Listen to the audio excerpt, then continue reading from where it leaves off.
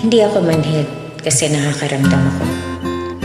Ang mga titig mo at ang mga panakaw mong sulyap ay alam kong may ibig ipakahulugan.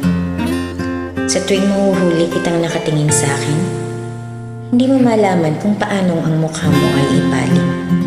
Kaso, alam mong nakita ko na at kasabay ng pamumula ng iyong mukha ay ang pagguhit ng ngiting alanganin. Sa tuwing tayo ay magkaharap at magkausap, mistulang may sayad ka o sinasapian dahil ang iyong mga mata ay ikot ng ikot at hindi magawang magpirmi sa posisyon na aking kinaroroonan. Pwede ka na nga mag-show sa karnaval gamit ang iyong mga matang maligalig. Mga matang punong-puno ng buhay, ilugan, maitim at nangingislap, ngunit hindi ko naman magawang mapagmasdan ng matiim dahil sa akin ayaw mong tumingin. Minsan tuloy na itatanong ko sa aking sarili kung pangit ba ako, sabay tingin sa salamin upang masiguro ko.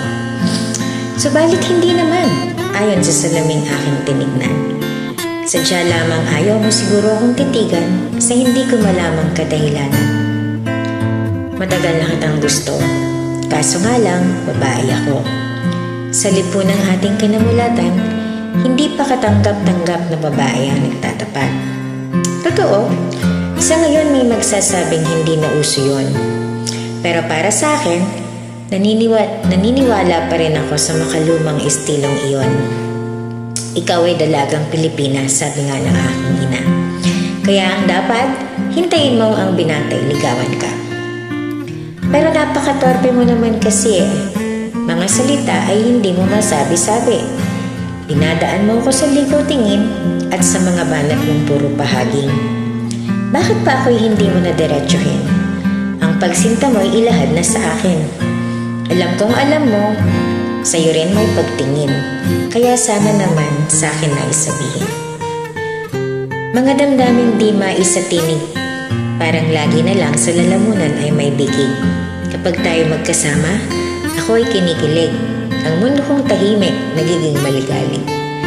Lakasan mo ang iyong loob at umasa kang hindi ka tatao. Pag sa akin ikay magtatapat, ang sagot ko ay hindi magluluwa. Oh God! Oh my God!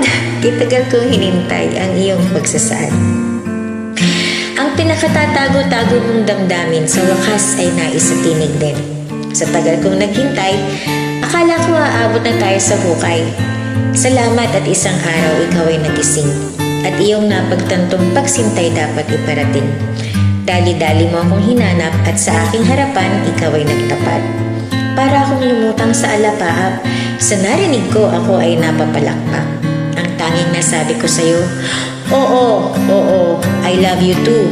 At ito ang pinakamasayang araw sa buhay ko. Ang pag-ibig na ito ay sadyang laan para sa atin. Ang pagmamahalan natin ay ating payapunin. Maging masaya at laging maligaya at magkasamang harapin ang mga problema. Sana ating mapagtagumpayan itong ating wagas na pag-iibigan. At sa aking pagtanda, nais kong ikaw ang aking makasama.